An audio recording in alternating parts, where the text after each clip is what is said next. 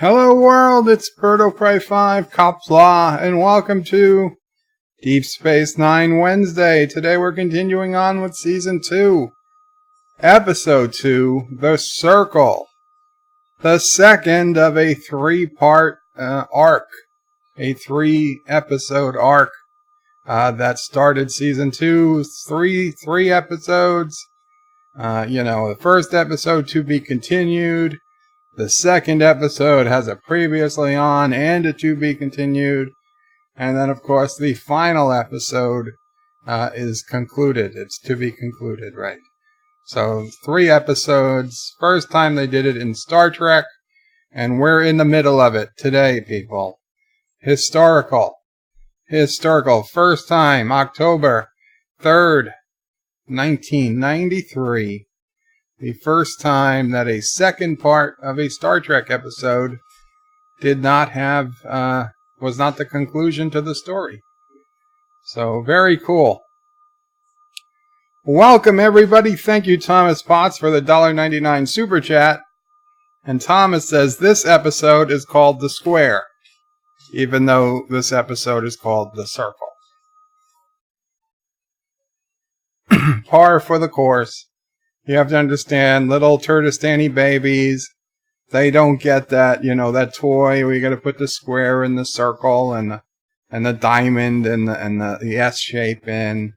They just, since they play with poop, they just get lobs of poop and they just stuff it into any holes they can find. The size, the shape of the hole, really doesn't matter if you're putting a square piece of poop into a round hole. It's a little bit more messy than if it fits, but they get used to the smell pretty early there in Turtistan, so you can't blame them for not understanding shapes and other basic geometry.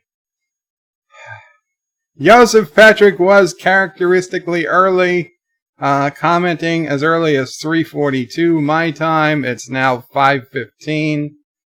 So I'm sorry I'm so late, Joseph, but this is going to be back to my normal schedule for Wednesdays after Camille. This is about when we'll be doing Deep Space Nine Wednesdays. This is when we used to do them, and we're back to it. We had quite a few weeks while Camille was recuperating from her operation that it was a bit earlier in the day, but this is back. This is our new normal has returned. Thomas Potts says hi. Hello, Thomas Potts. Live with Matthew says Qapla, Bird of Prey, and happy DS9 Wednesday. Yes, happy DS9 Wednesday to everyone. Mike Richards says greetings from Columbus, Ohio. Greetings, Mike Richards. Miss Londell says 9th place, Qapla. Well, not nearly 9th place, but Qapla, Miss Londell. Mike Richards is a 3-hour tour. A 3-hour tour. No, not a 3-hour tour. Not today. Joseph says Thomas circling like a bird of prey to be the first. Yeah, it's true. Joseph says hi, Joe, Mama Prey, Sassy, and the flock. Hello, Joseph. Thomas is lolling at me. Joseph says we should be 3D, no sphere. Wouldn't that be 2D if there was no sphere? Rambling Canuck says, hello, Bird and all. Welcome, Rambling Canuck. I was wondering if you might get a chance to go on earlier today, especially since Anti-Tricker was out of action for his earlier stream. I considered going on early, but honestly, I'm in the middle of doing a video. I was talking with Daniel's Hot Topics in Discord about how Discovery Season 3 might end, and I had a fan theory, and I don't know, I thought it was enough to make a video out of, so I'm about 50% through with the video, which isn't bad for a last-minute video, so hopefully, if not tonight, sometime tomorrow, I'll get my Discovery video fan theory for Season 3 out. It ties Season 3 of Discovery with the Section 31 show. And I don't know. It's like I said, it's not a prediction. it's merely a theory. But I was well busy into that, and I was just too much in the zone. Plus, I was streaming later today, so I knew it would not have been good to do 2 streams. Oh. So, apparently, I looked at Amazon with Halloween coming. Oh my god. With Halloween coming, I said, oh, Amazon selling an assortment of candies of M&M's, Snickers, Twix, and Three Musketeers. That's quality candy. So it had 400 individual pieces. So I said, yeah, I'll order that. That makes sense. This way, in case, and we don't really get many trick-or-treaters.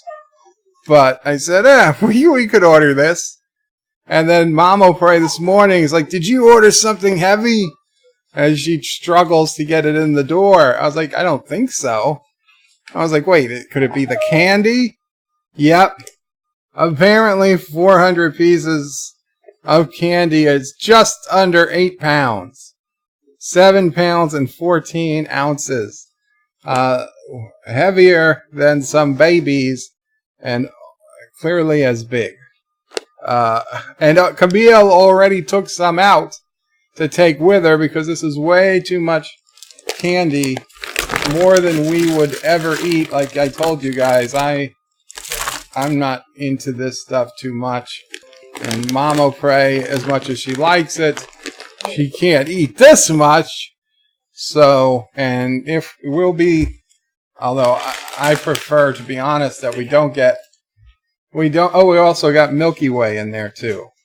I'd prefer we don't get any Halloween trick-or-treaters. Because to me, they're just annoyances.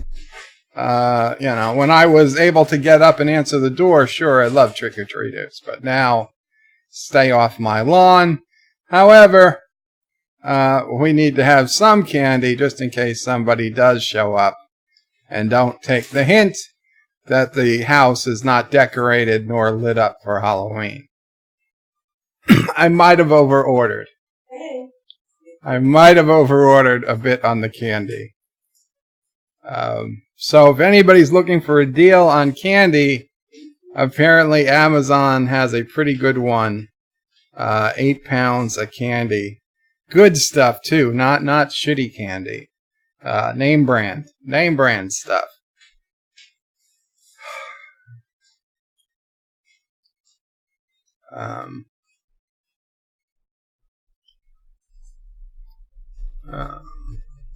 Mr. Londell says square. I thought it was called a parallelogram. Well, a square is a very special parallelogram. John Street says Trek Yards and Short Bus Track, Oak or Bird, and the better DS9. That is an easy choice. Bird, hands down. Thank you so much, Josh Street. Rambling Canucks is going to try to later, but depend if I can get my pain down. Understood, Rambling Canuck. I hope you can.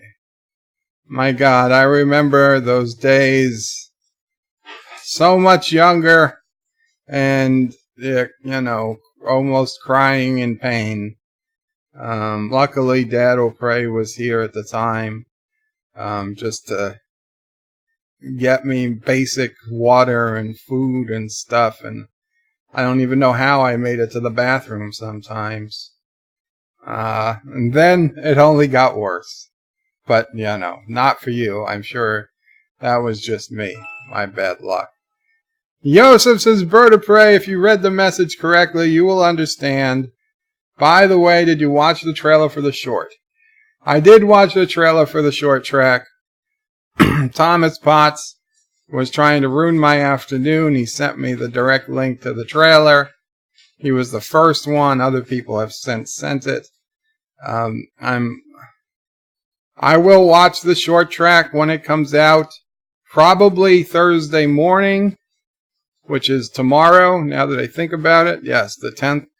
So I will try to get my Discovery review out early in the morning, and then my Discovery season 3 fan theory out, and then probably after I watch the short track, it'll probably be Friday or Saturday when I can get out my review of the first 2 short tracks of the season, and we'll see how things go from there.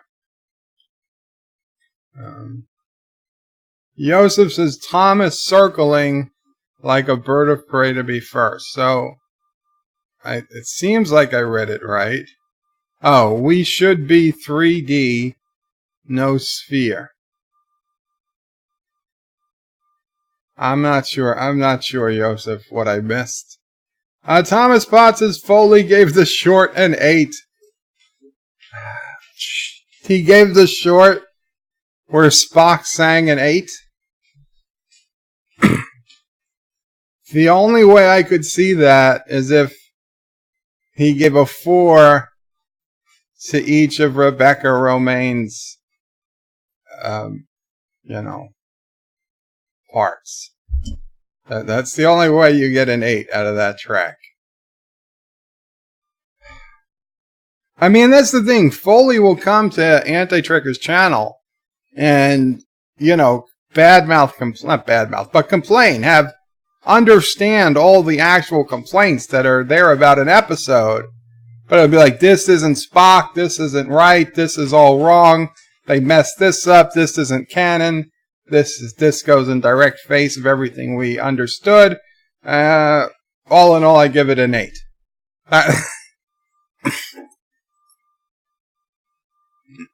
Excuse me. So, I mean, yeah, that's Foley. I don't know where he gets his numbers from. I honestly don't. I hope that he's rating it higher because they have relationships or friends to maintain. And in that case, I can kind of understand that, hey, if my good friend was working on the series, would I want to downvote it and say how crappy it was all the time? Well, I might say how crappy it was, but then when it actually came time to give it a number, I might say, it's an 8. I was expecting a 10, so I was very disappointed. I don't understand. But you know what? They are doing something right at Trickyard, so not for me to complain. John Street says, Thomas, any more hunting bird of prey in Karoga today? Honestly, I haven't been in Karoga today. I tried to get in the game, and I couldn't join, which means I have to probably restart the server, but anybody who's already in the server is probably working fine, so I didn't want to screw everybody up by me trying to log in through Anti-Tracker's server. So I just went back to my local, and I built today the SOB Davis, which is even more superior to the SOB Martin, yes. The SOB Davis will be the main attack craft of Karoga. Once I find a way back into the game, the SOB Davis has some more surprises. Apparently, when I built the SOB Martin, I forgot about jump drives. So the SOB Davis was built with the jump drive in right from the start. Mike Richards is death to disco, indeed. John Street says Thomas Foley is smoking the good Canadian cigarettes too much. Thomas Potts says no bird hunting today. Joseph says diabetes incoming. Yeah, it's a bag of diabetes there for sure. Miss Londell says bird of prey. You're going to end up obese. I'm not going to eat it all, and I'm already obese. So, but I'm not going to eat the candy. Maybe 1 pack of M&Ms at some point, but Josh Street says low bird is set for the rest of the year on candy. I don't eat Milky Way. I don't eat Three Musketeers. Snickers and Twix I could eat, but I just don't want to because like I said, I'd rather have a cheeseburger than a chocolate bar. Yeah. Mama prays if it was just us, the candy would go bad long before we eat it. Every Halloween we get candy and it sits out to next Halloween. We've even used the same candy for 2 Halloweens in a row. And then we've had to throw it out because we couldn't bring ourselves to using it to 3 Halloweens in a row. And that's with people coming over and taking some each time they come, helping themselves to, because Mama Prairie just puts out a bowl of candy for the rest of the year. And like our vet who comes over, it's a husband and wife. The wife is the vet, and I guess the husband is the helper. The husband helps himself to, we tell him to, we say, please help yourself, and he does. He takes us up on it, which is perfectly good, because we don't want it. We're not going to eat it. But he helps himself to, the candy every time he'd been coming, except for this last one when we didn't have candy out. So, there's people who do take it, but we have, Mama Prairie had to throw it out. It was just way too old. Cinnabon says alpaca. John Street says alpaca to you, Cinnabon. Mike Richards says the entire flock should hit Bird's house on Halloween. You'd be welcome. Yeah, you'd be welcome. Cinnabon Bunny says 8 pounds of last year's leftover candy. No, I don't think so. It smells fresh. Josh Street says Cinnabon Bird just got that 8-pound bag today. Exactly. John Meyer says Qapla, nerds and geeks. Qapla, John Meyer. Cinnabon says, but did they buy it from the same dude selling their old candy on Amazon so they could get new candy? Kurogan Candy Scandal 2019. No, I believe it was purchased from a reputable candy supplier. Josh Street says it says so sphere, not no sphere. Does it? Oh, it does say so sphere, not no sphere. I don't know, Joseph. I'm so sorry. We should be 3D, so sphere instead of circle. I gotcha. Thank you for pointing it out to me. John Meyer says maybe the Dolphins use 1 to a 100 scale.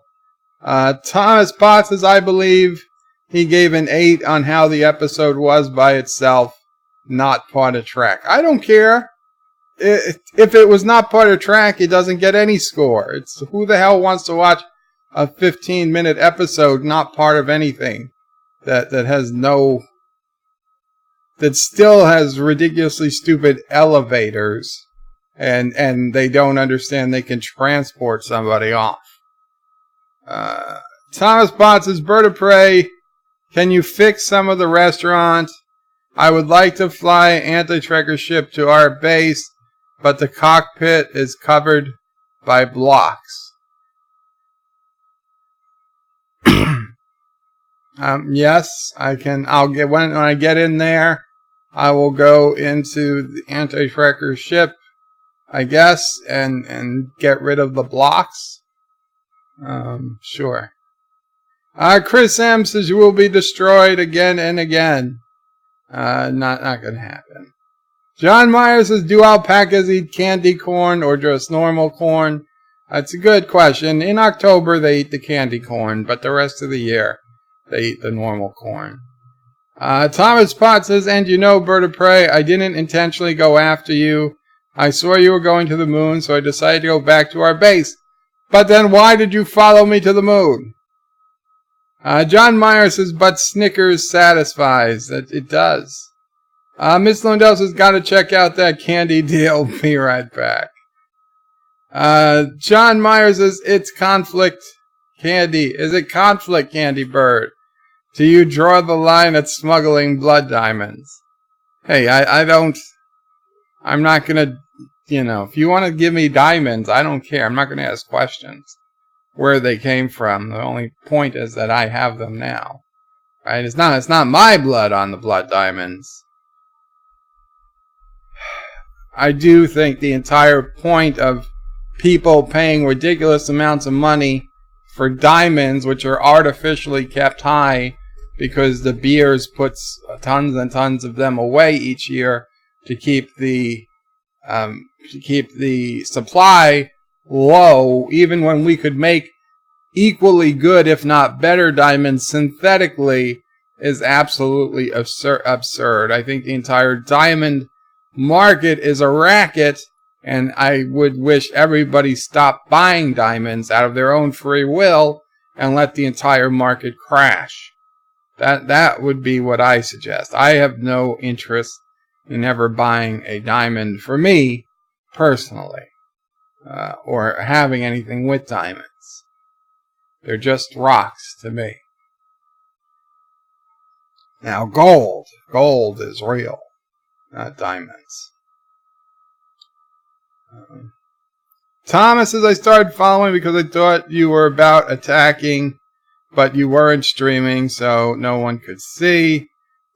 John Street says, Bird stopped smuggling when he was a kid.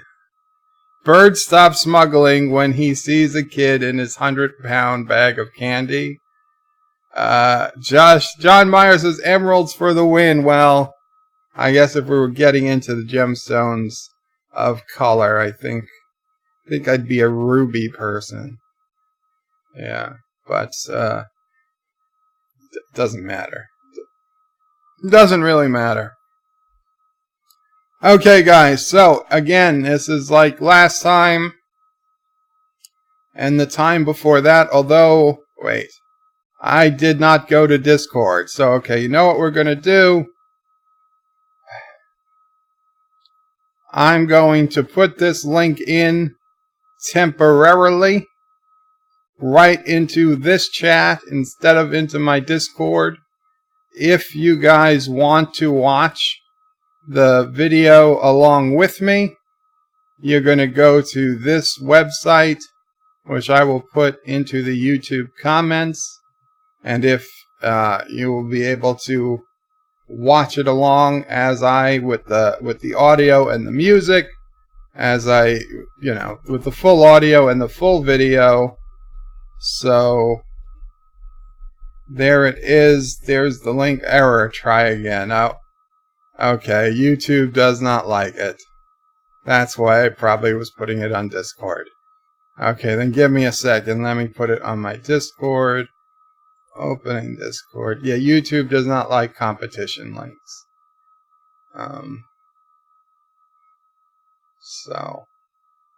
Okay, so if you go to my Discord, which you can get to at birdopray5.com, follow the link to go to my Discord, and then you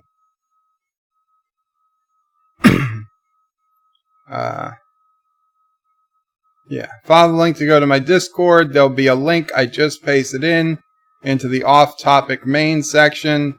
The website is called cy.tube. I believe cy.tube. And you can, or wait, let me double check it. No, cy.tu.be. And then /r/BOP5. You click on that link, it will bring you to my personal sharing site, so you guys can watch the audio and the video with me. If you're going to watch your own copy, which I highly recommend, then go ahead and get Season 2, Episode 2, The Circle, queued up for you to watch, and in just a couple of minutes we will start. This is the second of 3 episodes, all of them basically formed together, which is basically almost a DS9 movie. I mean, you got 3 45-minute episodes. That's well into, feature film length. Now, the production quality isn't feature film, but it's a pretty good story. And if I remember well, every episode of this 3-parter was a quality episode. It's not something I skip over like half of the TNG episodes before the 3rd season. Miss Londell says the way De Beers controls the diamond market, is it even possible to crash it? Sure, if everybody stopped buying diamonds, the market would crash. John Street says, Sassy, turn off Bird's mic. Why would you say that? Josh Street says, Miss Londell, you know Bird is the real head of the diamond market. And Hector says, hi, Pahahakos, which I believe means birds. Welcome, Hector. Welcome, Hector. Okay, so we're going to go ahead. I'm going to get the video going now. Let's see. I forgot to check this before we started, but hopefully it's still working. Yes, it is. Okay, so in the bottom right corner of the screen, if you don't have your own copy and you don't want to watch with me on my Discord link, then you can just watch screenshots without the audio of what's going on, so you can remember where you are if you've recently seen the episode, or you want to keep it in sync with your own system. Actor says you can start the review now. Well, that's what I'm going to do. Although, and I know I say this every time, and I know I fall back every time to doing a play-by-play instead of doing actual commentary. It just feels wrong where we sit a couple of minutes and I might not have anything to say.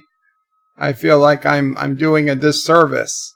However, it is important that we still have, 6.9 seasons ahead of us. 5.9. 5.9 seasons ahead of us. I would really like to get into the habit of doing actual commentary and review it at the end, rather than doing play-by-play of what's going on. I don't think that benefits anyone.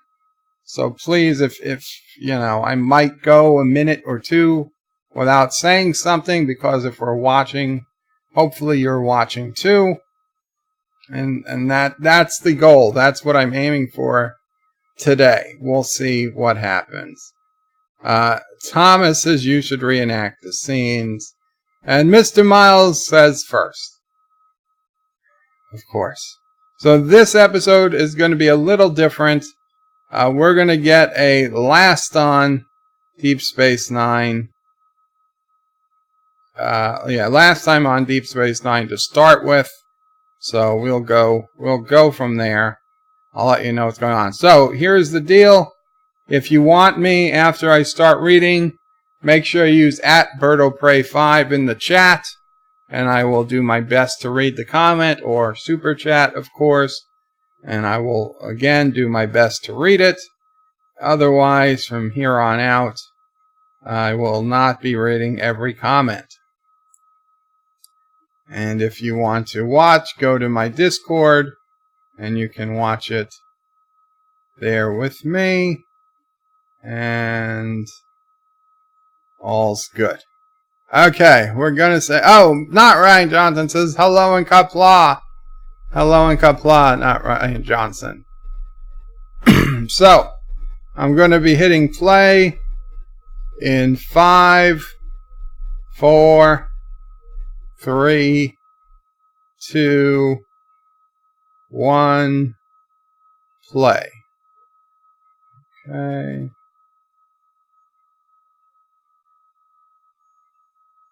Last time on Deep Space Nine, we're seeing the Circle. We find out they're an extremist faction. Now Sisko's saying Kira he can't lend a runabout, Kira saying she wants to go to Cardassia to free some prisoners. And then we see this guy who's the head of the Bajoran government saying that Kira declared war. So last time they got this guy who says that he's not really a leader, and Sisko says that Bajor needs a leader. Then at the end of last episode, they recalled Kira back to Bajor, and they sent Leonidas, this new guy, to replace Kira on Deep Space Nine.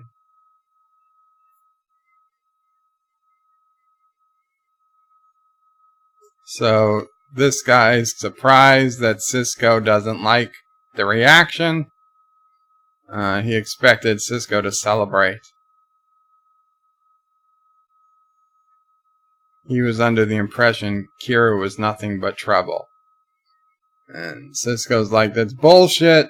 She's got my complete respect.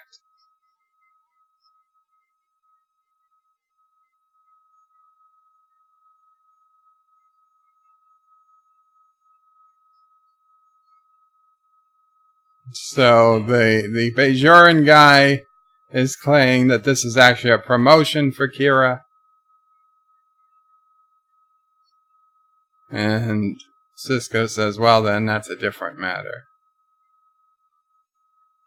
Tyron Beards is Bird of Prey, one of Australia's best cricket commentators, said if there's nothing to say, then don't say anything. Well said.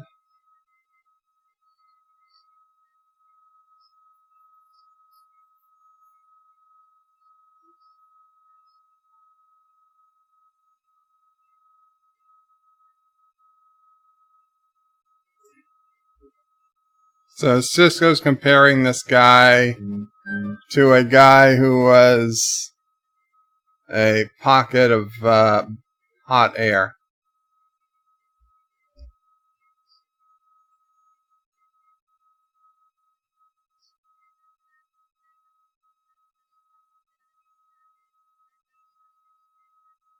So there's a lot of violence going on Bajor, saying it's not safe for Sisko to come.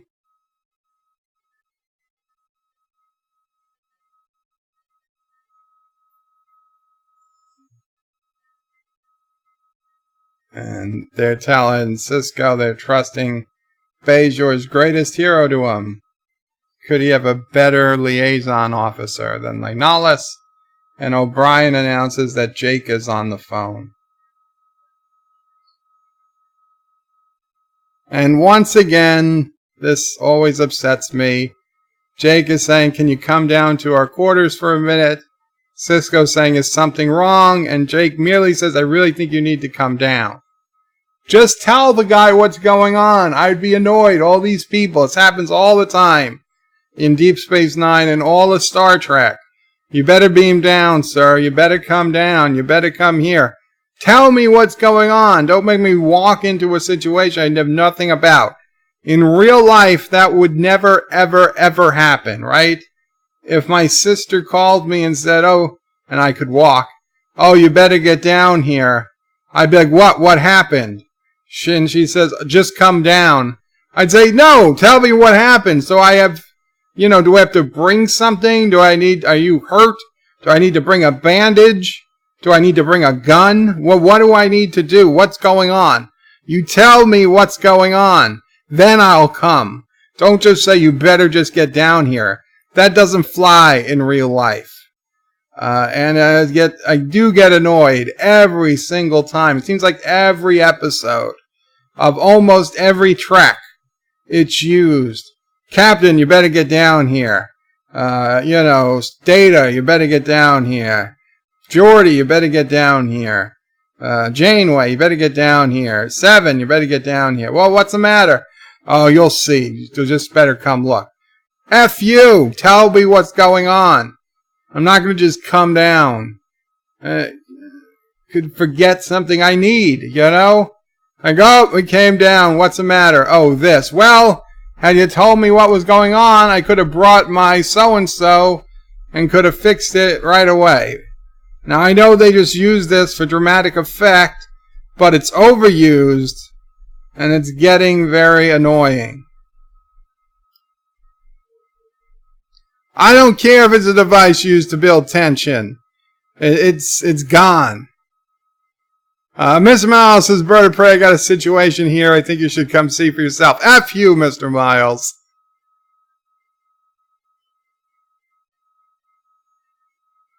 So this is a great scene. Kira is packing up her stuff. Odo comes in. He's the first one to come. So Odo's saying that she's surrendering. And Kira says, you break the rules, you pay the price. Odo says, you've been breaking one too many rules for 14 years. He said Cardassian rules, Bajoran rules, Federation rules, meaningless to you.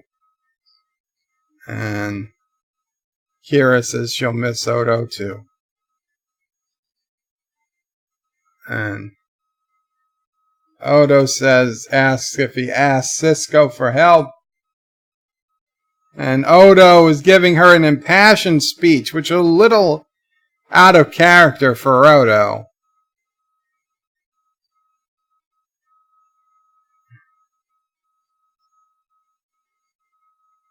So Odo's saying that, so now they're going to expect me to break in a new man, and he says, Kira says, oh, Linalis is a great man.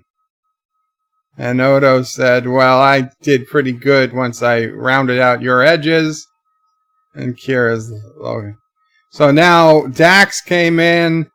Now the doorbell rang. And now Bashir came in. And so Dax just wanted, Bashir just wanted to wish him good luck. Odo's pissed off.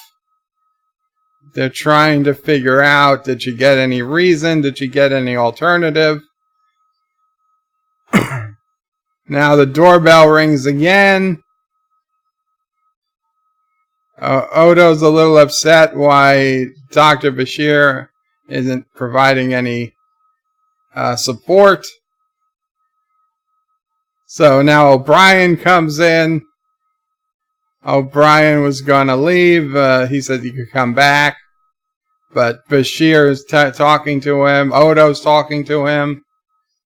So O'Brien is just saying that he'd just like to say it's a pleasure serving with her. And then Quark comes in and says a party.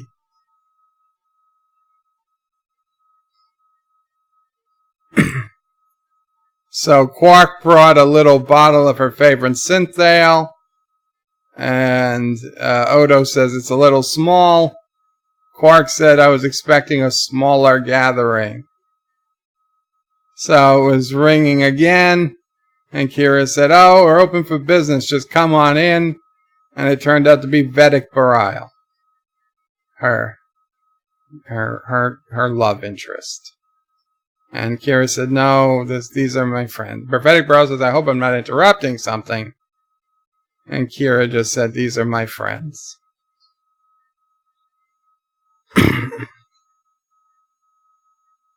So Kira said she had no idea he was coming. He says it's better not to advertise these things these days. Odo's asking how bad it was on Bajor. He says it's bad. There's weapons. Kira doesn't know. Kira asks where the weapon's coming from. Bareil has no idea. And so Vedic Bareil asks Kira, says that I know that your duties are over. Do you have any immediate plans? And Vedic Bareil says, then I have the perfect solution. Come stay at the monastery with me for a while. because Kira had no immediate plans.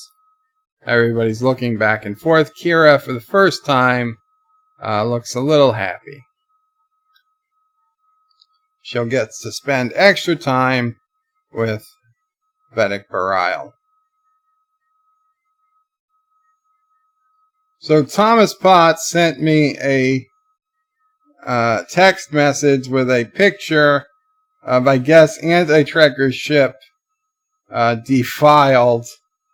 I guess T-Berg, sci-fi fan, he mentioned that he went on a vandalism spree in the restaurant because somebody allowed building of blocks, and he blocked in Anti-Trekker's ship.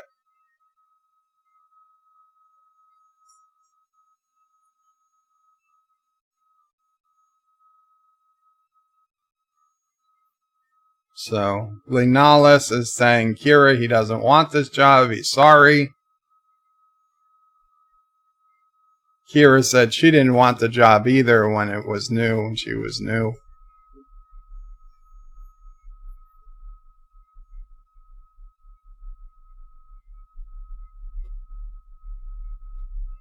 Qapla, Jason Link.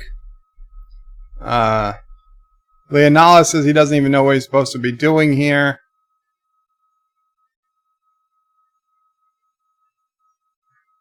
Sisko says, as I know it, you report directly to the prophets, but from time to time I might ask for your help. So Leonalis says he'll do whatever he can, but he knows he can never replace Major Kira. Mr. Miles says, what if they changed things up and said, we've got a situation up there, an error occurred. Why can't I read the chat? Is the stream dead?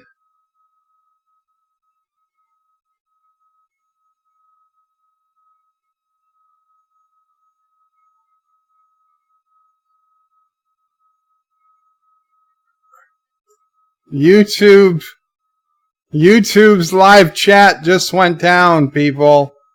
I don't know what to tell you. I reloaded the page and the live chat is completely down.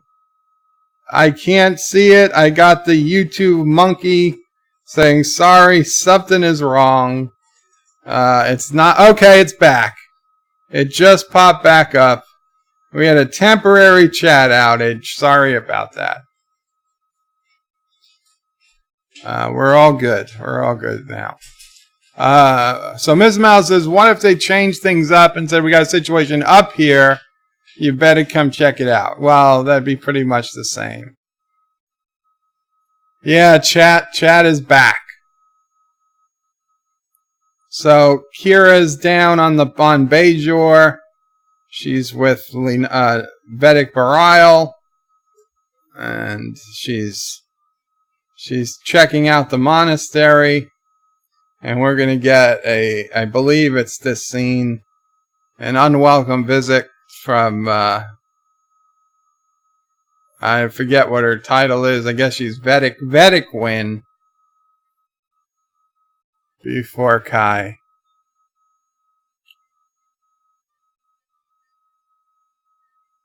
Kira is saying if she could tell something very personal to Vedic Burial.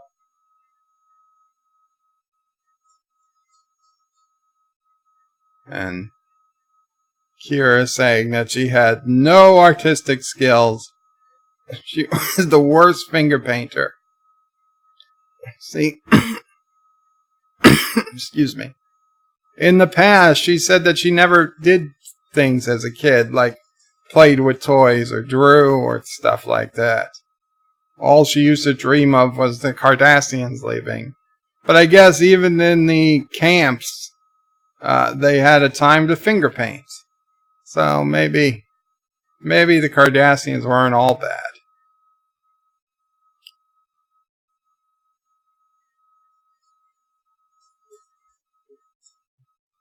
So Vedic Burial is saying it's time. She's like, what do you mean time? He says, come in with me. And Kira reluctantly comes in with him.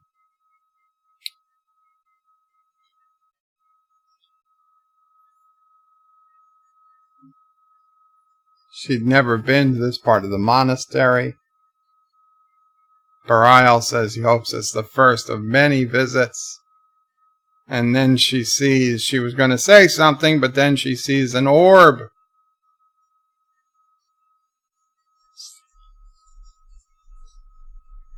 Vedek Burial says it's the orb of ecstasy. No, he doesn't.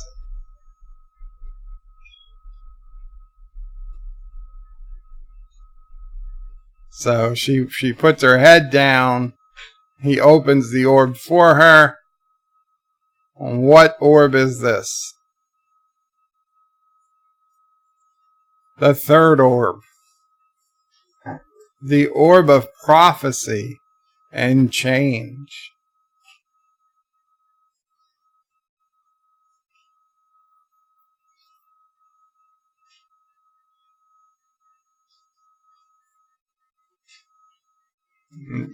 Kira says, what do I do? He says, just allow the prophets to guide you. And so Kira shows up. She's in the Chamber of Ministers. Dax is there, but dressed as a Vedic.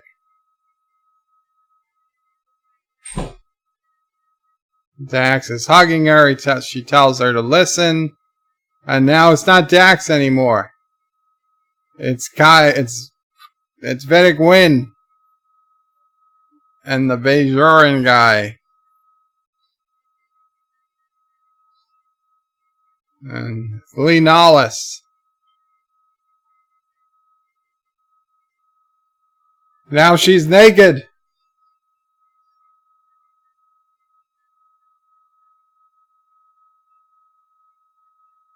Oh, it's Vedek Burial.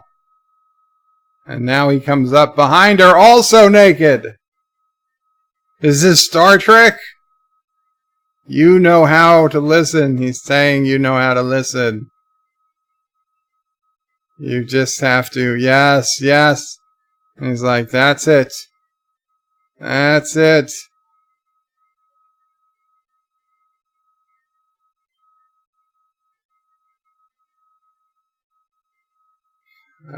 Just as it was getting good, she's all hot and sweaty now. That might be the wrong orb. That might be the wrong orb. The Orb of Love, yes. The Orb of Snoo Snoo. The Orb of Chick.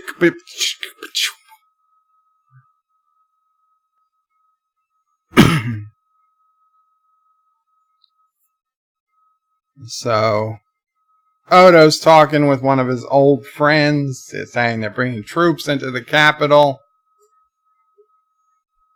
So Quark came into the office, saying it's over.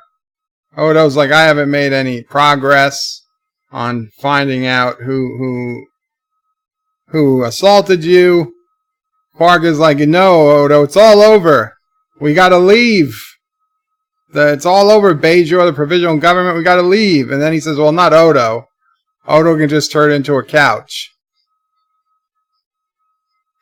So Quark says he knows they have enough weapons and explosives to support an army. And Odo wants to know how. He knows, and Quark says, I ask people who don't answer questions from people like you. So Odo's like, where did they get these weapons? And Quark says, the Basari. Odo says, the Basari doesn't make sense. They don't have a military. They're DNA traders. And Quark's like, well, I know that's where they're getting them. So Odo finds out when the next transport's coming in.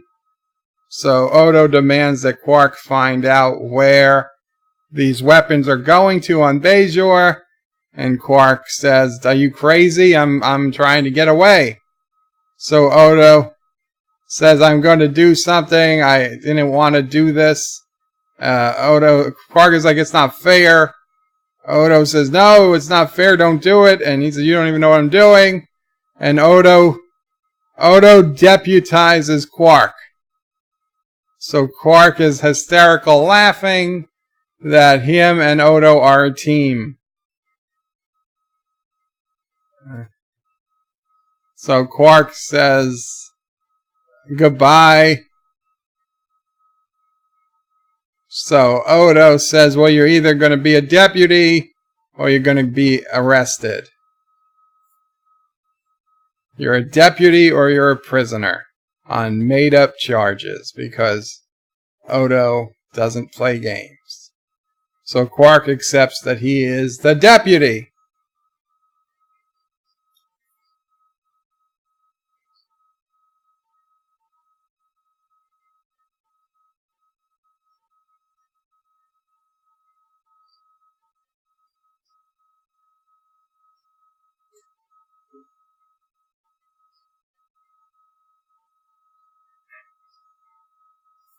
So the guy,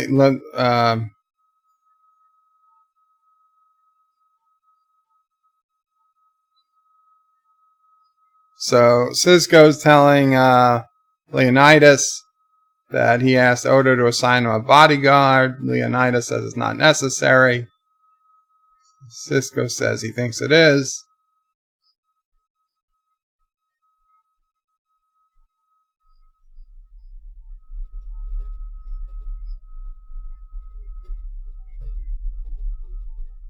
So Kira is making up a story to say what happened, and Vedic Baral says, so you don't want to talk about it? And she says no. So Vedic Baral says, can I ask you very something personal? And he said, the last time I had an encounter with the third orb, Kira was part of his vision. So Kira is asking, what part did she play? He's saying, it's not important. And he was just wondering if he was part of Kira's vision. And Kira's lying and saying that he wasn't. So now there's noises, and he says, how could there be a storm on a day like this? Kira says, I know that sound, it's gunfire. So now Vedic Wynn is looking over them on the bridge, and he's like, oh, we've met before. Pretending she doesn't know her name. And it's Major Kira from the space station.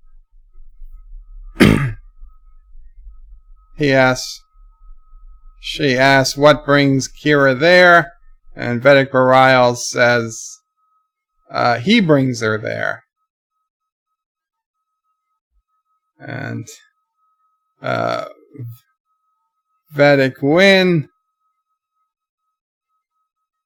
says, oh, it's such a worthy encounter, such a worthy thing for somebody who's had such a violent life. And Wynn is like, I'm sure the Vedic Assembly would have not protested had Vedic Baral told the Assembly that you were going to look at the orb. And then this one is where Wynn asks, how long are you going to stay? And Kira's like, I'm not sure. So Wynn says, oh, stay as long as you want. As many days as you want. Even a week if necessary. So she went from being able to stay there for months, if not for weeks, if not months, to Vedic Wynn is giving her a very limited timetable to stay there, obviously, before she's going to start causing issues, causing problems. Again, a woman I love to hate. An actress who plays a part that I love to hate. She does it amazingly well. Wynn is written so well that you almost immediately hate this character from the moment you see her.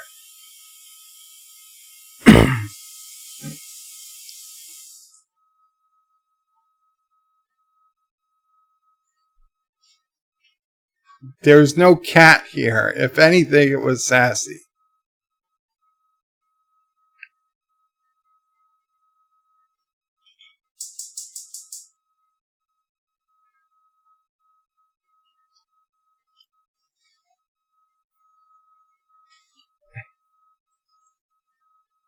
So Sisko tells this guy that he's got intelligence that they're being armed, that the rebels are being armed by the Kasari. This guy says he never heard that. And that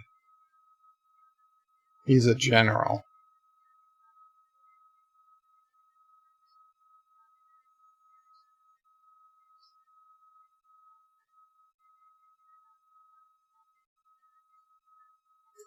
So Sisko's trying to get Kira back, and the general's saying it's not his decision.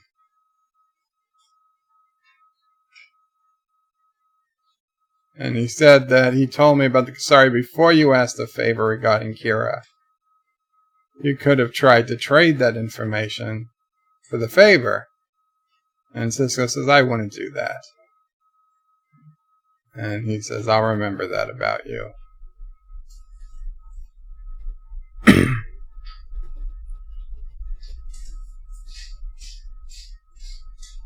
So they're back at Ops. Dax is saying he's calling again. And Linnaeus asks, what should we do? Dax is saying she's getting tired of seeing my smile. So Linnaeus, whatever his name, he's got to take the call. And he says, okay, put him on the screen. I'll give this a try. He's First Officer Linnaeus. So this is the Kasari is pissed off. He's been delayed for hours.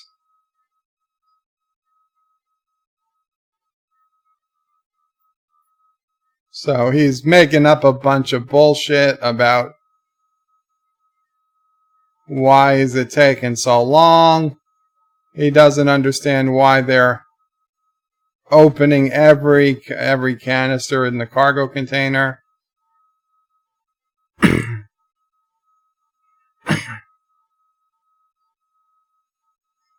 So he says he has a schedule to keep. And Linnaeus says that he can get this all cleared up in a few minutes. And the other guy said that's what he was told hours ago.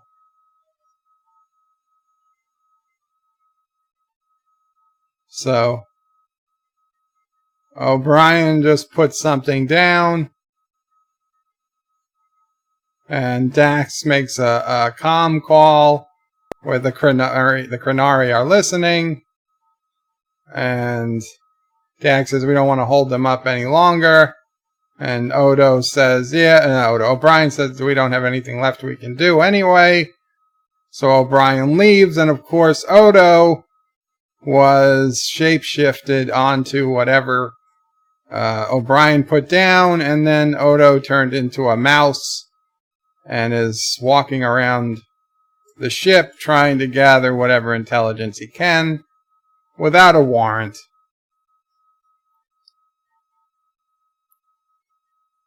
Jason Link says, Bird of Prey, why was Twitter so toxic about your breakdown of the facts on the Spock short? Because Twitter is just a toxic environment to begin with. They don't like truth. So Sisko comes to visit Kira. Anyway, Kira's talking about her orb encounter, giving her a great deal to think about. Sisko remembers his orb experience, just telling her that he hasn't given up on trying to get her back. Kira heard gunfire in the distance. Even though, shouldn't they just be using phasers or disruptors? They're not particularly loud.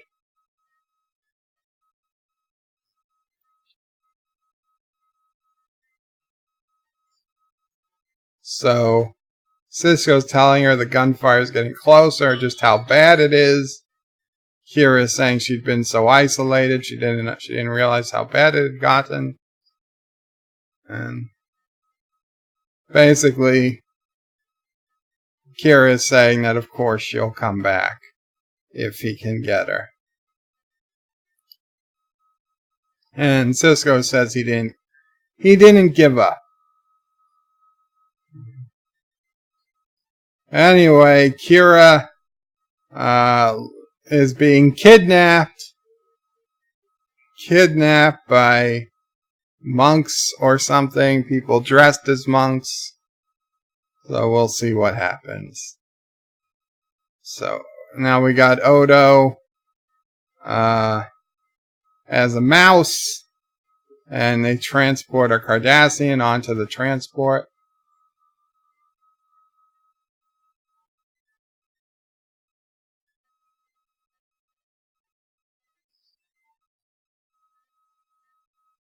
So the Cardassian signs off on the shipment. And that's it. They leave. And now Odo's seeing where the guy puts something. So Odo, as a mouse, waits for the guy to leave. And he'll go check out what it was. So Kira found the local circle resistance, I guess. She walks into a cave. There's a circle painted on the wall.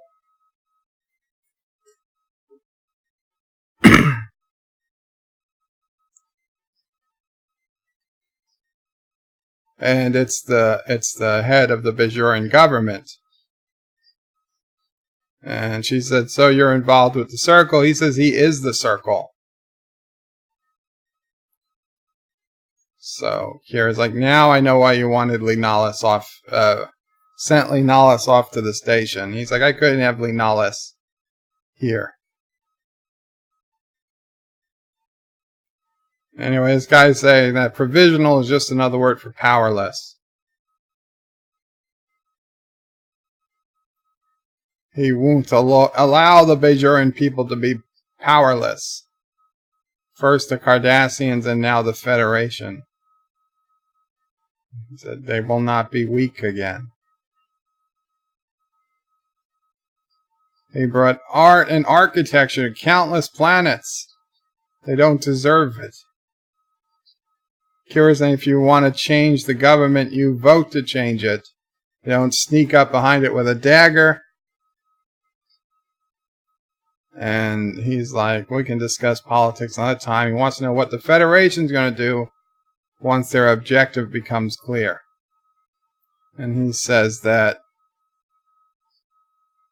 he knows Kira has no love for the Federation. He'll give her the station after they get rid of Starfleet. So he's asking, will the Federation continue to support the provisional government? What will Sisko do? He's asking. You know him better than any Bajoran. And Kira refuses to answer the question.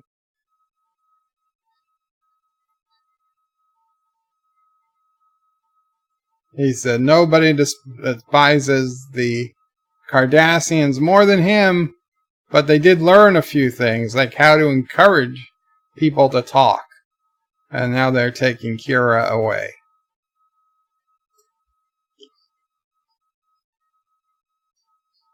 So apparently Sisko already knows that Kira has been abducted.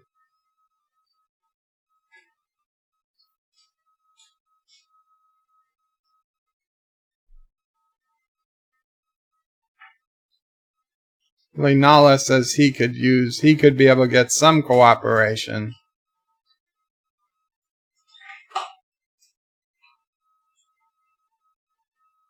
So Quark comes in. He says he's the #1 deputy. So he says he knows where to find Kira. He found where the Circle's headquarters is. So Sisko's telling security he needs officers to go on a rescue mission to Bajor, and he takes O'Brien and Dax and the doctor with him and Lenalis. Lenalis says that he's going, and Sisko says it's too dangerous, and Lenalis says, don't you see, this is what I do. I'm good at that. And he says, okay.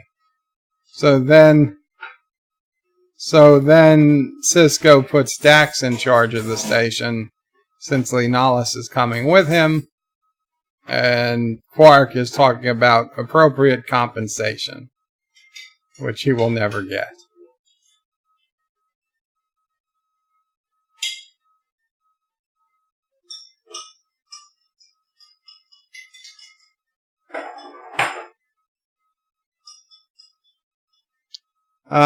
Tyrion Beard says, Bird of Prey, Kai is the Pope as Vedic is the priest.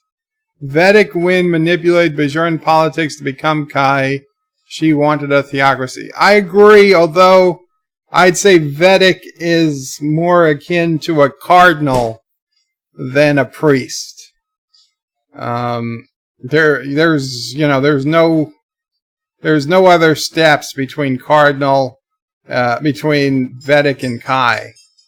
So I'd say they're definitely closer to a cardinal, whereas the guy who is often and used to be in front of the Bajoran temple on the station, he was no Vedic. I'd say he was the priest. Like the guy we saw in Emissary, who invited Sisko in for the first time. And Sisko said, another time, perhaps. And he said, another time, perhaps. That guy wasn't a Vedic. That would have been like a Bajoran priest. I don't know what their title is. Anyway, in the meantime, they broke in, they rescued Kira, and they beamed out. Very, very good, very quick rescue mission. Yeah, they hit some resistance, but surprisingly easy to rescue Kira.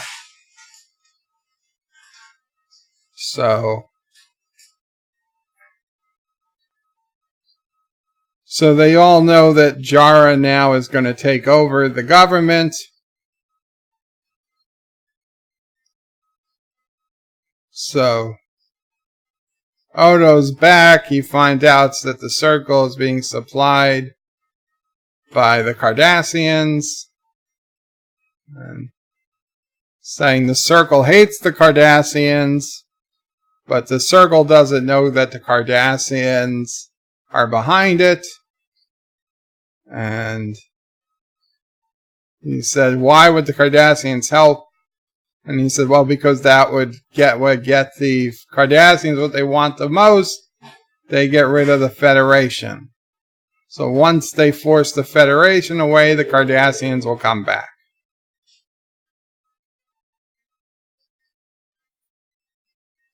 So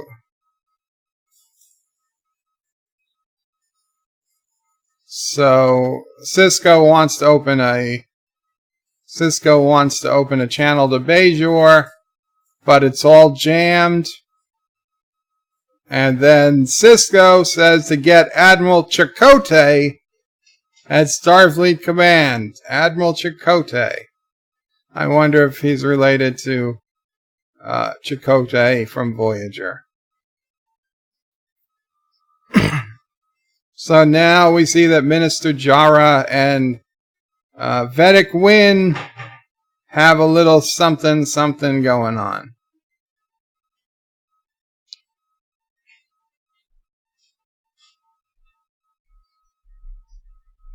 So he's saying he knows the future, it belongs to him. He doesn't need Wynn's interpretation, but he wants Wynn's support. She says, I made it very clear, I feel. he says, I want public support. And she says, support from a Vedic from such a small congregation surely won't be important. And he said, but you stand for a return to orthodox values. And Wynn is saying that she feels her voice is rarely heard, and the minister is saying that can be changed.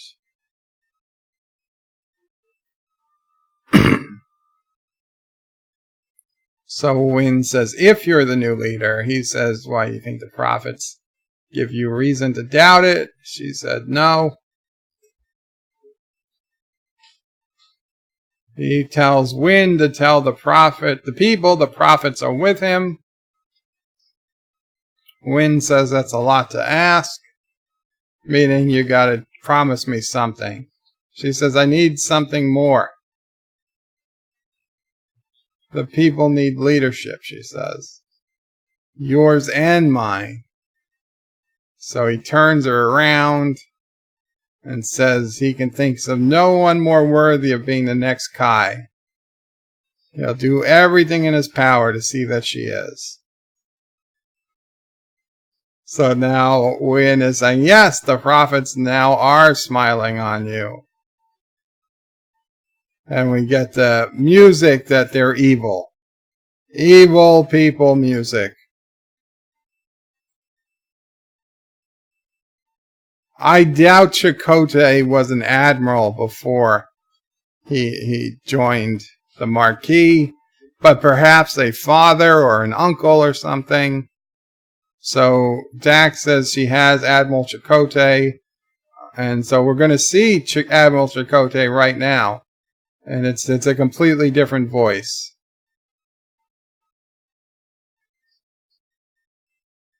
No, it's not the same Chakotay. So Sisko's saying that they just found out that Cardassians have been supplying the Circle with weapons, and if they withdraw, Cardassians are going to be right back here. So it's a political revolution in Bajor, but he's saying, but it's supported by the Cardassians. And so the guy is saying that the Prime Directive applies. The Admiral is saying it's internal to Bajor. So the Admiral is saying if the people on the station are in danger, there's no other choice but to evacuate. So he orders Sisko to evacuate the station. Says the Cardassians might get involved in internal civil wars, but we don't. So Sisko is asking how long it would take. How long would it take to evacuate the station? O'Brien says, we can get everybody off in 3 hours. And Sisko says, no, I mean a complete evacuation. Every piece of equipment. Everything Starfleet brought off. And so O'Brien says, that could take a week, sir, maybe more.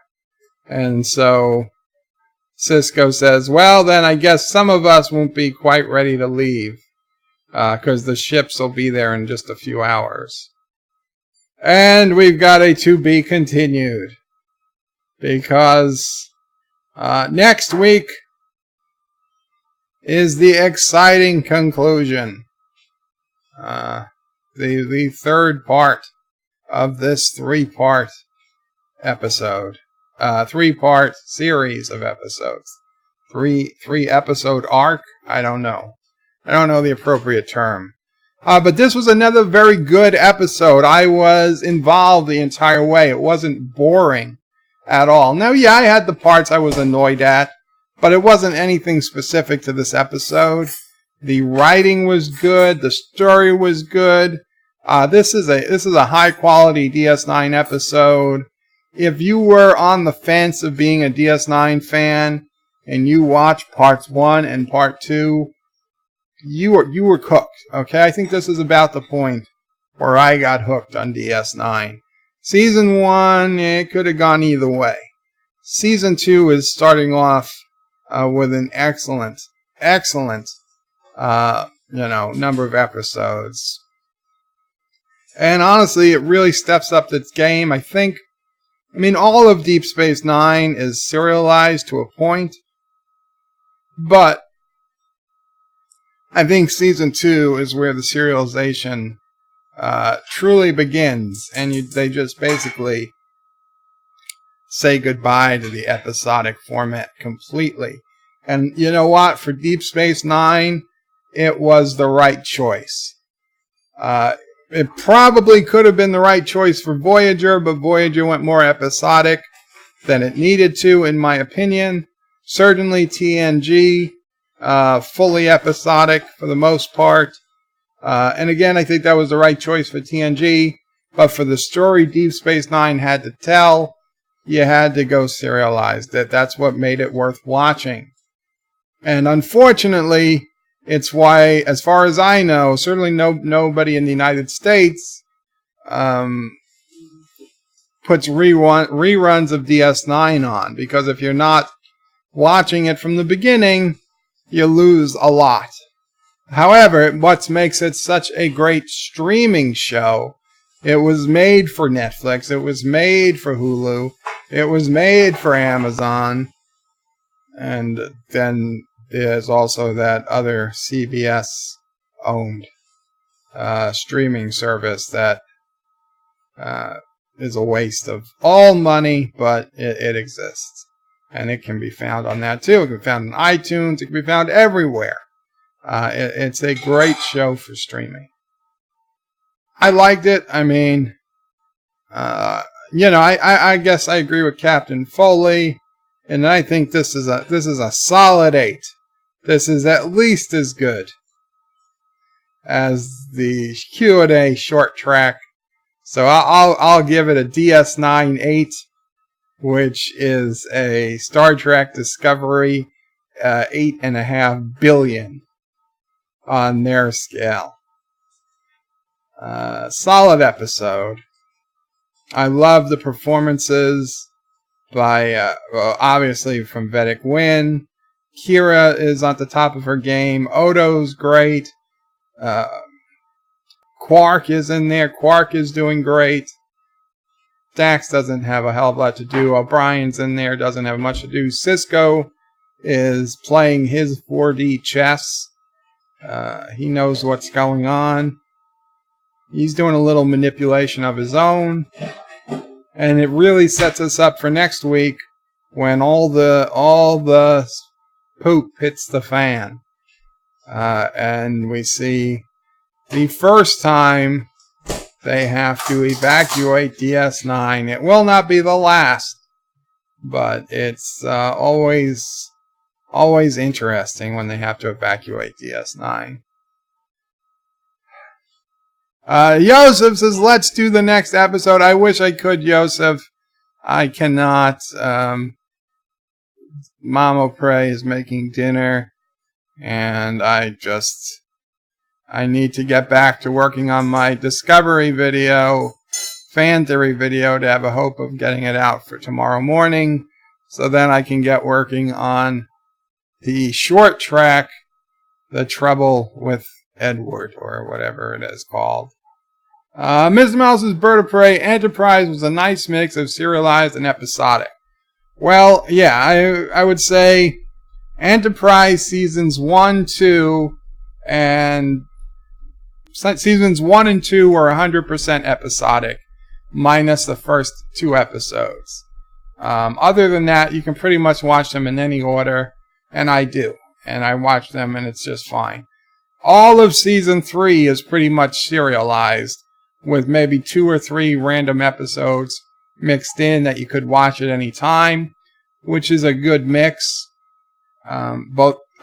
Despite what most people say season 3 is their favorite season, season 3 is honestly my least favorite season. And then season 4 is basically a whole bunch of continued episodes. Well, 2 or 3. I'm not sure if there's 3 episode arcs, but a lot of 2-parters, possibly a 3-parter in there. So those 2-parters you could watch out of order, except for the first one, which is really wrapping up season 3 at the beginning of season 4.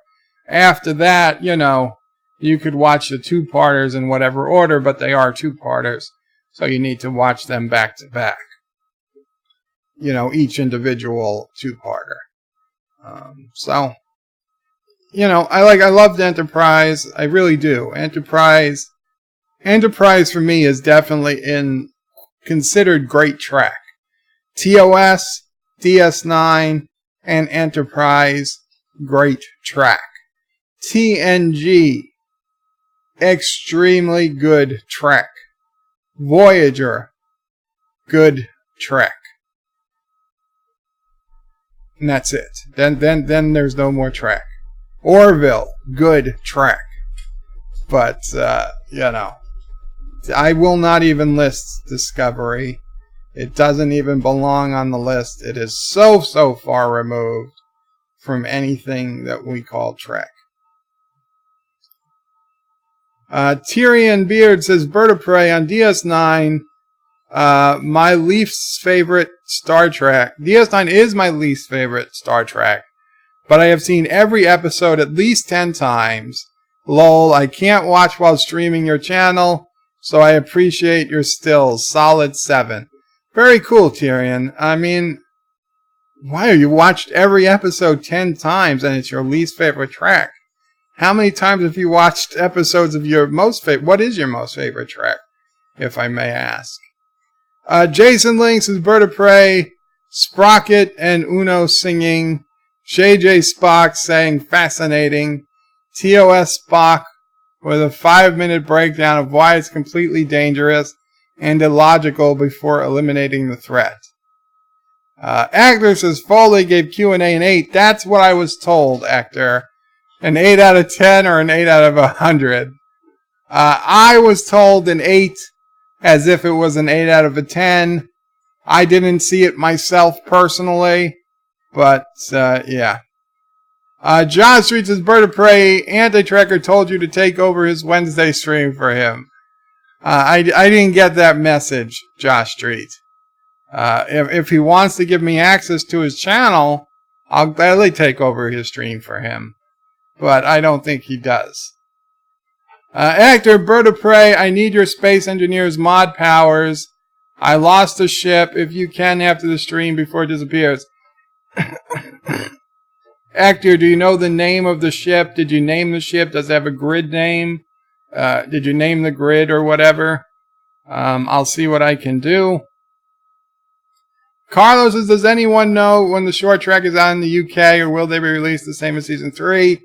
Carlo, as far as I know, there have been absolutely no announcements on when the short tracks will be available anywhere but CBS All Access. Right now, they're being called CBS All Access exclusives. I don't know if they'll come to Netflix when Season 3 starts or not. To be honest, they might go to Amazon because at least one of the short tracks is a Picard prequel. So they might end up on Amazon. I'm not sure. Vile Mike says, howdy folks. Can't stay as I'm still at work. Just wanted to say I bought a new car. No, you did not. He's lying. He bought a new car, a Lexus. Order 1,000 rolls of toilet paper. I have to rewatch the stream to see if Bird fell for that later. Not anymore, Vile. Not anymore. It was close. I fell for it. I was going to congratulate you. Joseph says, sorry. Yeah, Mama Prey was ready to congratulate you. Joseph says, sorry, but Discovery is Star Trek. Really sorry. We all are. I respectfully disagree, Joseph, but I understand your point. Mr. Miles is Bird of Prey. I watched the Trackyard review of Q&A, and yes, he said he liked it. Joseph says, we are here, so just continue. Jaws reads says, Bird, did Netflix drop STD? No, they're going to have season 3 of STD. I'm just saying that one of the 6 short tracks is a Picard prequel, or it's more related to Star Trek Picard than to Star Trek Discovery. So I would expect at least that one to possibly to show up on Amazon, because Star Trek Picard is going to be on Amazon, not Netflix. Now, will they just give all 6 to Netflix? It's possible. Will they give all 6 to Amazon? Also possible. I don't know. I don't know what they're thinking. I don't know why they're so hell-bent on not sharing the short tracks with everybody they can. If I was them, I would be uploading the short tracks on YouTube in a desperate hope to find fans that would then buy my service to watch the full episodes. If you can't give away 6 14-minute episodes to try and build up some demand or some, some promise to get people interested in your stuff, then what are you doing, okay? You're keeping it exclusive to CBS All Access. You're not going to get people who are going to sign up for CBS All Access just to watch a 15-minute episode once a month, and they're literally coming out once a month.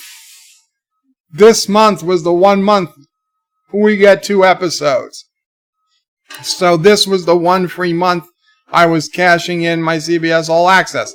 I'm going to cancel the CBS All Access tomorrow once I've seen it, because I don't want to risk them charging me. And I don't know what I'll do come next month. We'll figure something out. I'll have a month to decide to see about getting how I'm going to view the next short track. But F them. They're not getting money. They're not getting $5, $6, $10 a month from me for 1 14 or 15-minute episode a month. F that. I don't play that game. If Star Trek Discovery was going on, I might pay them just so I could be reviewing them for you guys and getting a chance to watch them as they come out. And of course, when Twilight Zone starts up again, for whatever reason, I'll have to review those too, because those videos were getting some pretty good results when I was reviewing the new Twilight Zone episodes. But that's it. They're not getting money from me for a short track. Miss Mouse says, wait, Picard is going to be on Netflix? No, I'm sorry. If I said that, I misspoke. It's on Amazon. John Street says, Bird of Prey, make more dummy accounts to watch it. Well, I can neither confirm nor deny what's going on. Actor says, yes, it has a name. Carlos says, CBS All Access is only a small area of the world. Yeah, it's only the U.S. I would get it if I could in the U.K. just for Star Trek, but no. Yeah, they don't allow you. They don't allow you, which is crazy. Which is another crazy thing. So, guys, I'm assuming most of you know, but in case you do not, Anti-Tracker was supposed to stream earlier today. He did message me. I posted on the hospital update forum, hospital update thread on Anti-Tracker's forum. And he's not in the hospital that I know of, but he was in a severe pain this morning, so he decided not to risk going up the steps, and so he did not stream this morning. Last I heard from him, which was many hours ago, he might try to stream tonight. So, tonight's Wednesday. He tries to get on, I know, around 8 o'clock, Midnight's Edge After Dark. He's kind of a regular for their Wednesday nights. So, check out Midnight's Edge After Dark. See if Anti-Trekker's on that. If he is on Midnight's Edge After Dark around their 8 p.m. Eastern stream, then I strongly suspect he will do at least a short stream afterwards, like he did last night, or Monday night, like he did Monday night, for people who are around. But he's suffering a bit. So please, whatever prayers or vibes or whatever you have, send them his way. I'm sure he'd be appreciative. And we all hope he's good. On a more personal note, and I touched on this yesterday. Today's October 9th. This would have been my dad's birthday. His 65th or 66th. I think 66th birthday. But he passed away in 2011. Complications of kidney disease and dialysis. We were actually in the same hospital at the same time. I was in the hospital, ended up having my own issues, and I came home, but he did not. So, You're there. Yeah, I'm there. I was going to say I had something. Yeah, do you wanna say something? So I don't know what you do. All I said was on a more personal note. Today was October 9th. Would have been Dad O'Pre's 66th? 68th birthday. 1951. So here, Mama O'Pre, you want to say something? I'll get rid of the camera. There you go. They're saying hi to you. Hi all. Yes, as Bird just said, today would have been Dad O'Pre's 68th birthday. And, obviously we've been thinking about it all day. He didn't say anything to me. I didn't say anything to him, but it was on our minds. And,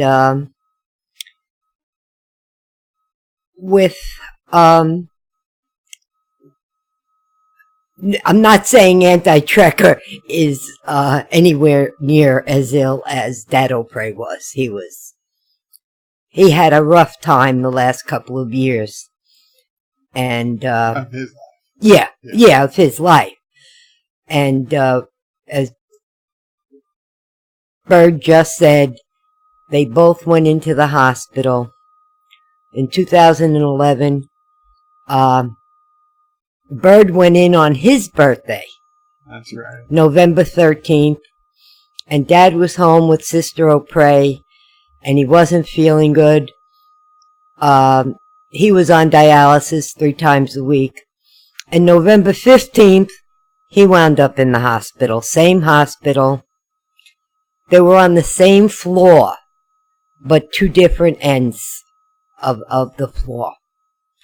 And there are a lot of things, even going through everything, all the medical jargon that I had learned when Bird was in the hospital for a year.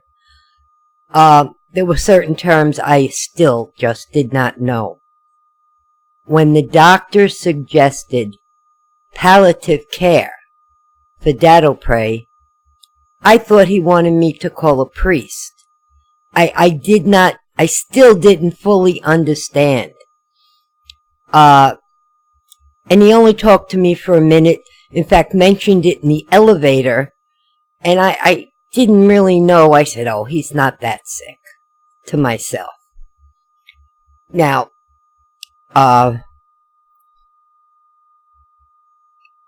then I went into Dad O'Pre's room a couple of days later, and he said to me, you know, it's my time. And I said, oh, stop, it's your medicine talking, it's not your time. He said, no. He said, last night, there was a group of children in the corner on the ceiling. They came for me. And I said, no, come on. But he was awake and he was rational and he really wasn't on a lot of pain meds. He said, no. I said, who were these children? He said, they were just floating on the ceiling in the corner. We spoke a little bit more, and I went back to Bird's room, and I went back the next morning to Dad O'Pre's room, and he was wide awake, and he said, I'm not kidding you, I saw them. They are here for me. We said what we had to say to each other.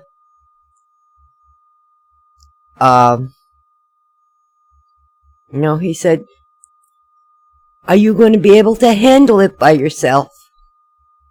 And he meant taking care of Bird. And I said, no, I can't. I need you there. He said, you're going to have to do it. And he said, I love you. I said, I love you too. And that was his last really awake, rational conversation we had. Later on that day, the doctor said palliative care and explained to me what it was, that there was nothing else they could do for him except keep him comfortable. What I did leave out was the night before he went into, I guess, a semi-coma. Camille was there, and she brought Dad O'Pre down in a wheelchair to Bird O'Pre's room, and we all had dinner together. Not a big dinner. I think it was Burger King, whatever I picked up on the way back to the hospital. But they got to see each other. And Bird O'Pre was discharged the next day. Dad was brought to palliative care where they just kept him comfortable. Basically, he was not awake and talking anymore. And 2 days later, he passed away. So this went on from November 13th till December 18th. Yes, go ahead. Which was 2 days after Mom O'Pre's birthday. Yeah. On another note, in the United States, to collect survivors' Social Security benefits, you have to be 60 years old. I did not know that. I had no clue what financially I was going to do without Dad O'Pre's Social Security coming in. Even though, well, you hadn't really, yeah, you did. You had your Social Security already and your pension. But I said, I don't know what I'm going to do. I turned 60 2 days before he passed. When I called Social Security later on to tell them that he had passed, and they asked me, well, how old was I? And I told them, and they said, well, you're entitled to survivor benefits. So he even looked out for me then. Anyway, we miss him. Even though I fought with him a lot, and, but we miss him. Happy birthday, dear. That's it, guys. Thank you, Mom O'Pre. Yeah, it's one of those days here. Thank you guys for all the condolences and whatnot. Yeah, it was December 18th, 2011. So it's starting to be a ways back. 8 years. I wasn't even going to try to count.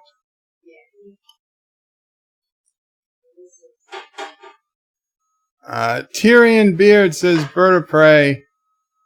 This because I asked him this earlier.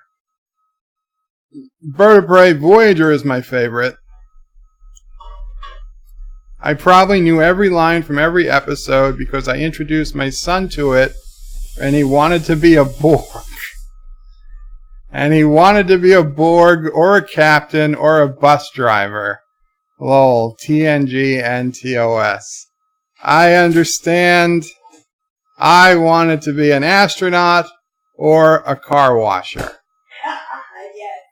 I thought, oh, wouldn't it be so fun to just wash cars for a living? I like to wash the car. I like to get the hose out and soak the car down. You were 6 years old. Even when I was a kid, I had, and not that we had a Jeep, but I was 6 years old. Fine, but still, I wanted to be a car washer. I thought that would be a great career choice. Joseph says, happy birthday up there, Dad'll Pray. Thank you. Robert Adams says, both my parents are passed. I'm sorry to hear that, Robert Adams. It's so crazy. People like Mama Pray, she lost both her parents before she even got married. Both of her parents had passed. Her mom passed when she was very, very young, and her father passed when you were 20? 6 months, yeah. When you were about 23. And I know a lot of people that their parents don't even last that long. And then there are people I know who are 66 years old and still have both parents alive. And I'm like, Jesus Christ, my father didn't even make it to 66. He barely made it to 60. And there are people who are older than my dad and still have both their parents alive. It is so, I don't say, crazy / unfair, even, that there is such a difference. Some people will live their life, and what worries me, doesn't worry me, but I don't know how to say it, bothers me, is that some people, like I know a particular person who is in his late 60s, still has both parents alive, and they are generally fighting. He doesn't talk to his father, and he barely speaks to his mother. And I'm like, you don't have any clue how lucky you are that your parents are still alive. And his parents didn't abuse him. Okay, I can understand if your parents were abusive and you don't want to have anything to do with them. I get that. But these parents weren't abusive.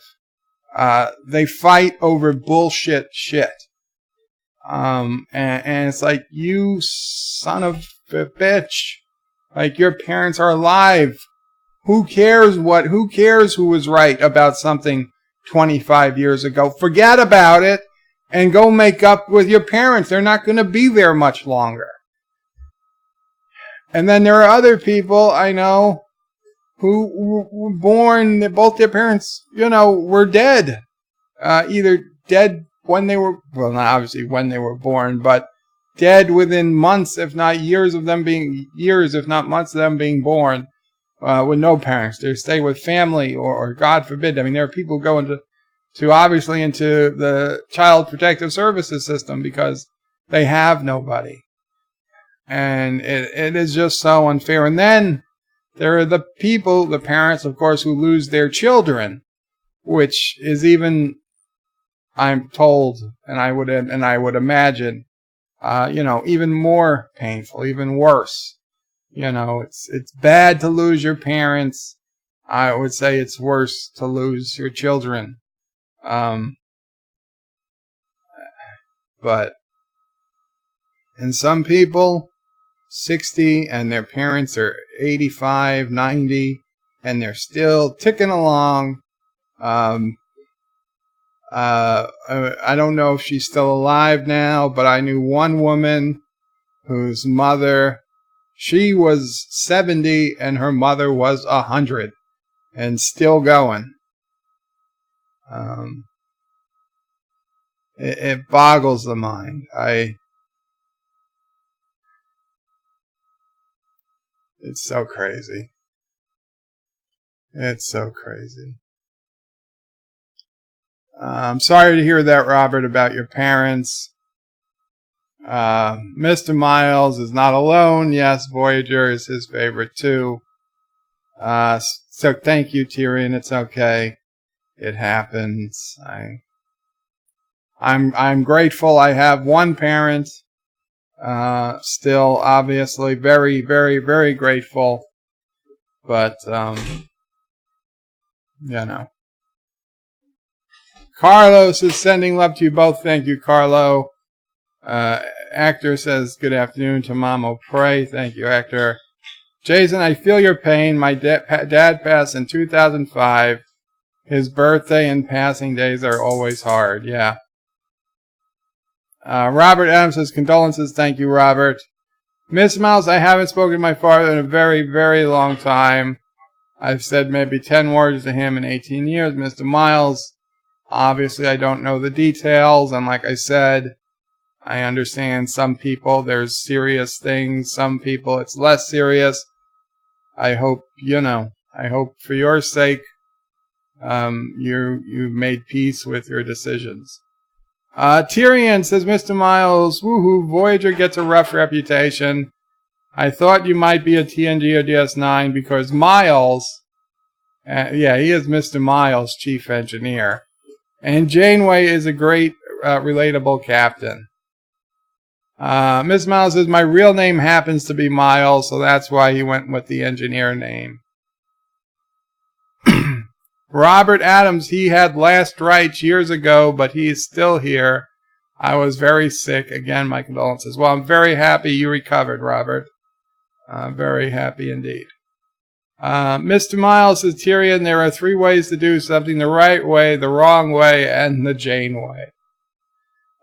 Jason says, or if you're 50, or 50 if you're disabled within 7 years of their passing. Oh. Okay, well.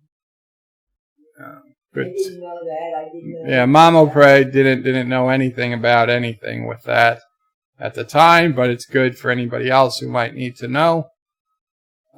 Mr. Miles says, best wishes to you, Mama Pray. Carlo says, bless. Uncle Remus says, cheers to both of you. Well wishes, thank you.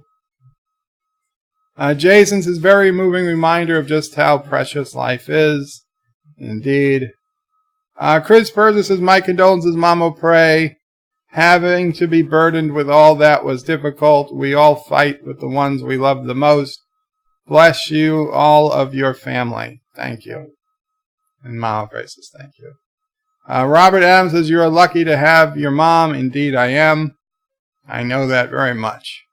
Mr. Miles says, Bird of Prey, why not merge all the dreams and wash shuttles for NASA? I'll be a space shuttle washer. Great option. Carlos says, I washed cars for a few months and made the most money from another job I had just in tips and valeting. Very cool. I might, if I do start walking again, I might need another job. I've been out of the job market for so long, I don't know that I'll ever get back into it. I might have to just go car washing.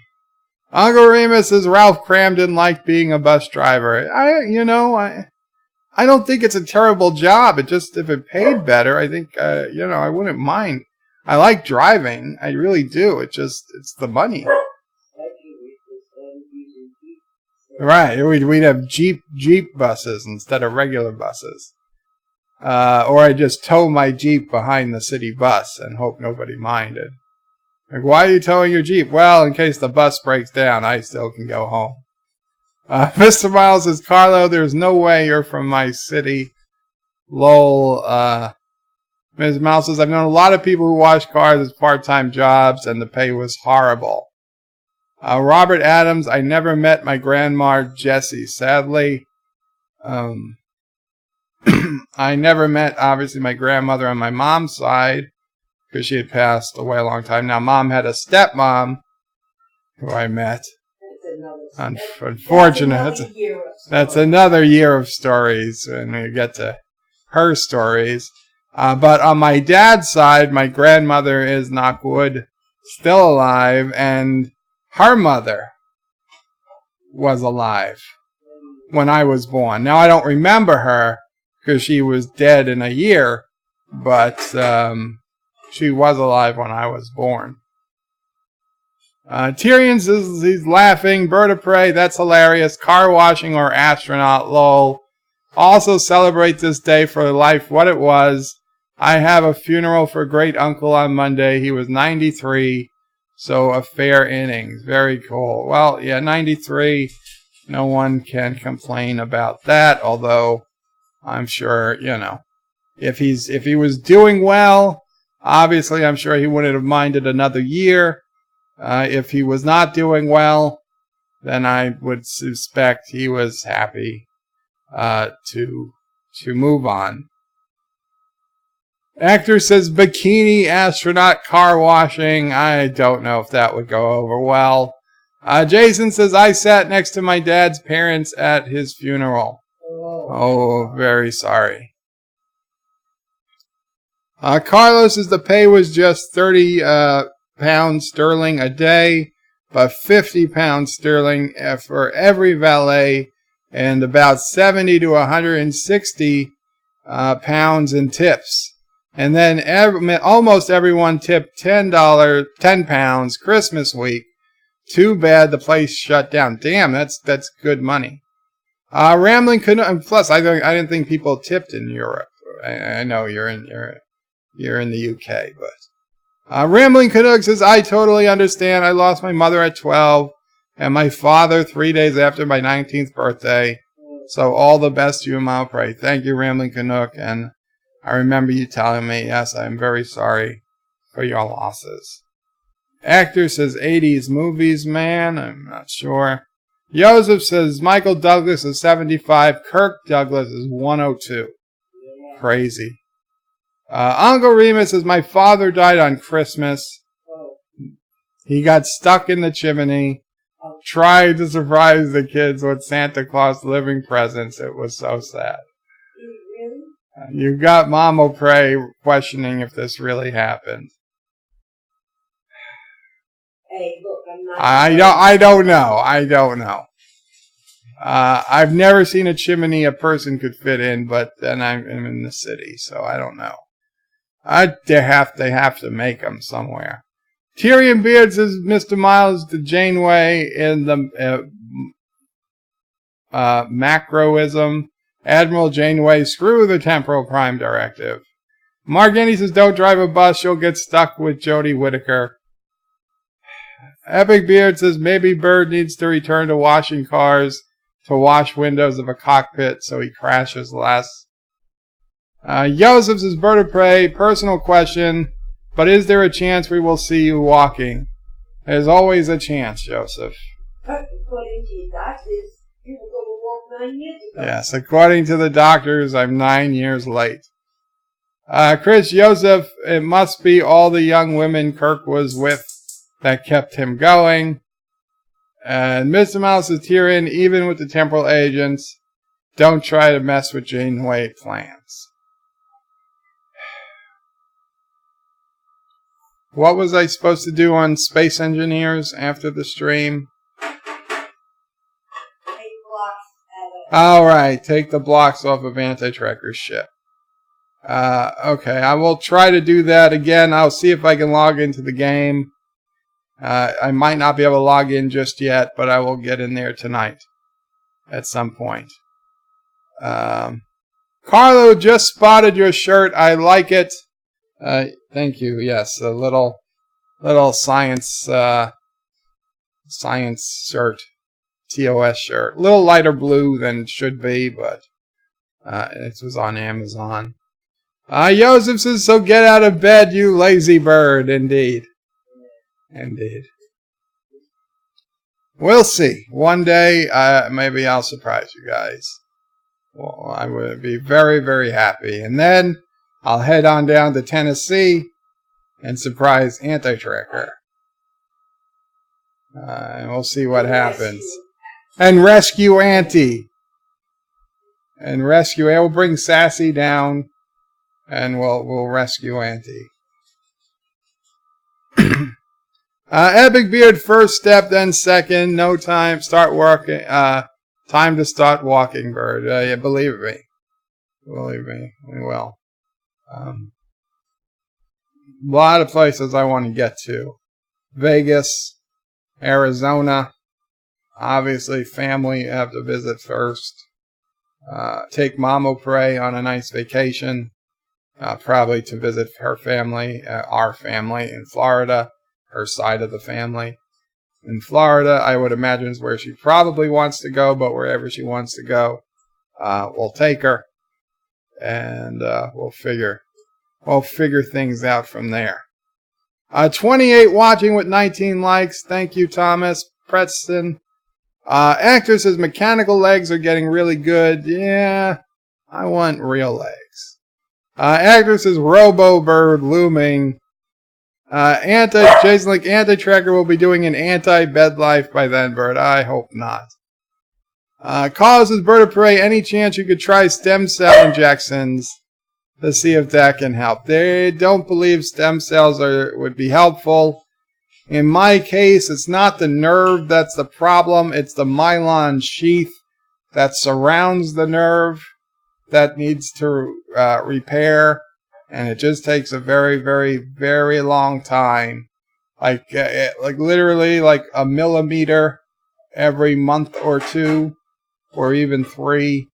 So, I mean, if a meter of nerve is missing, a meter of myelin sheath is missing, 100 months, well, we're probably coming close. And that's assuming that it's actually going at a millimeter a month. It could be slower. And for the first few years, I'd be surprised if it was growing at all, because there was just so much else wrong with my body that it was probably going super slow.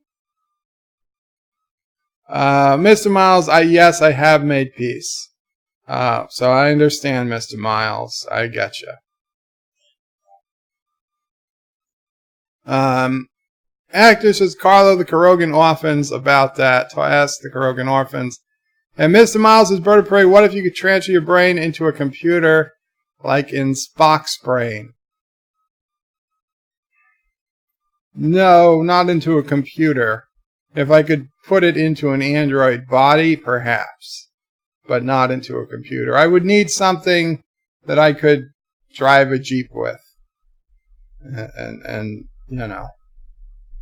be able to do things. I don't want to just be a brain that sits in a box somewhere.